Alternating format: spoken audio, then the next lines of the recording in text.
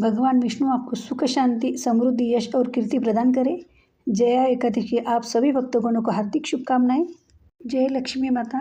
स्वागत है आपका अपने चैनल श्रद्धा से भक्ति भावना में।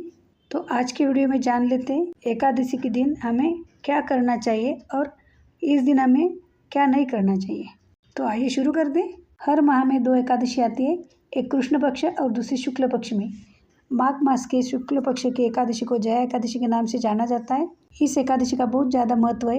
यह व्रत सूर्योदय से शुरू होता है और अगले दिन द्वादशी तिथि पर समाप्त होता है। ऐसी मान्यता है कि जो लोग इस तिथि पर व्रत रखते और भगवान विष्णु की पूजा करते उन्हें सुख समृद्धि की प्राप्ति होती है।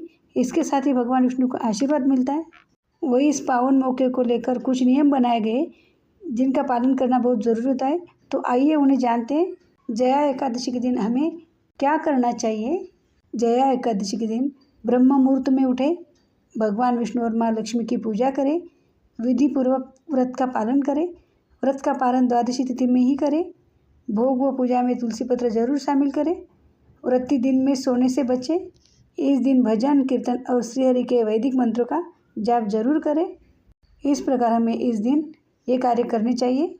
और इस दिन हमें क्या कार्य करने से बचने चाहिए, तो आइए आगे जानते हैं। जया एकादशी के दिन किन कार्यों को नहीं करना चाहिए। इस तिथि पर तामसिक चीज़ों का सेवन न करें। इस दिन किसी के लिए अभद्र भाषा का उपयोग न करें। इस दिन चावल का सेवन भूलकर भी न करें। इस दिन तुलसी के पत्ते को आपको तोड़ना नहीं है, क्योंकि इस दिन माँ तुलसी भी व्रत रखती है। इसलिए एक दिन पहले पूजा के लिए तुलसी दल तोड़कर रख लें। इस दिन किसी के साथ वाद विवाद न करें। इस दिन घर को अच्छी तरह से साफ रखें। इस दिन तामसिक भोजन का सेवन न करें।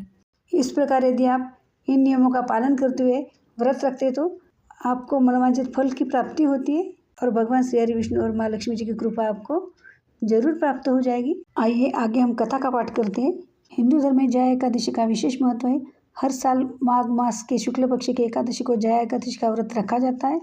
जया एकादशी के दिन भगवान विष्णु की विधि विधान से पूजा की जाती है। इसके साथ ही इस दिन व्रत रखने का भी विधान है।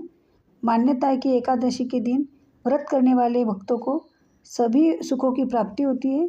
एकादशी व्रत के दिन व्रत कथा का पाठ अवश्य करना चाहिए। तो आइए कथा शुरू करते हैं। एक बार अर्जुन ने भगवान श्री कृष्ण से प्रश्न करते हैं, हे भगवान, अब कृपा कर आप मुझे माघ माह के शुक्ल पक्ष की एकादशी का क्या महत्व है विस्तार पूर्वक बताएं। माघ शुक्ल पक्ष की एकादशी के किस देवता की पूजा करनी चाहिए तथा इस एकादशी व्रत की कथा क्या है, उसके करने से किस फल की प्राप्ति होती है, शीघ्र ही बताएं। तब भगवान श्री कृष्ण कहते हैं, हे अर्जुन, माघ माह के शुक्ल पक्ष की एकादशी को जया एकादशी कहते हैं। इस दिन उपवास रखने से मनुष्य, भूत, प्रेत, पिशाच आदि की योनि से छुटकारा मिल जाता है। इस दिन विधि पूर्वक उपवास व्रत करना चाहिए।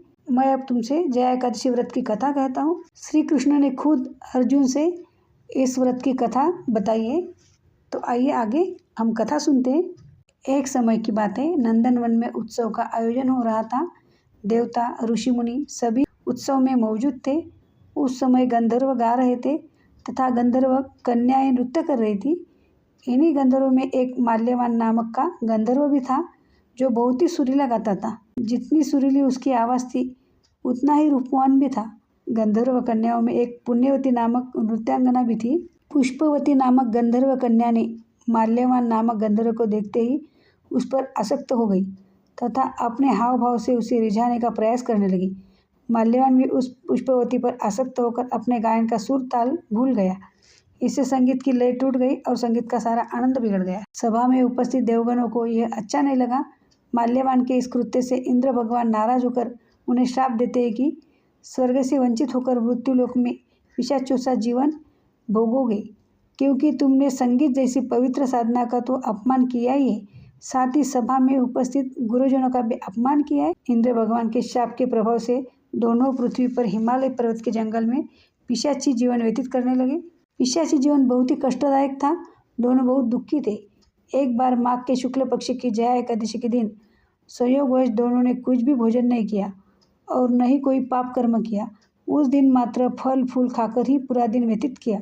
भूख से व्याकुल तथा टंट के कारण बड़े ही दुख के साथ पीपल वृक्ष के नीचे इन दोनों बड़ी कठिनता पूर्वक पूरी रात कटी। पूरी रात अपने द्वारा किए गए कृत्य पर पश्चाताप भी करते रहे और भविष्य में इस प्रकार के भूल न करने की भी ठान लिया था। सुबह होते ही दोनों की मृत्यु हो गई। अनजाने में सही उन्होंने एकादशी का व्रत उपवास किया था।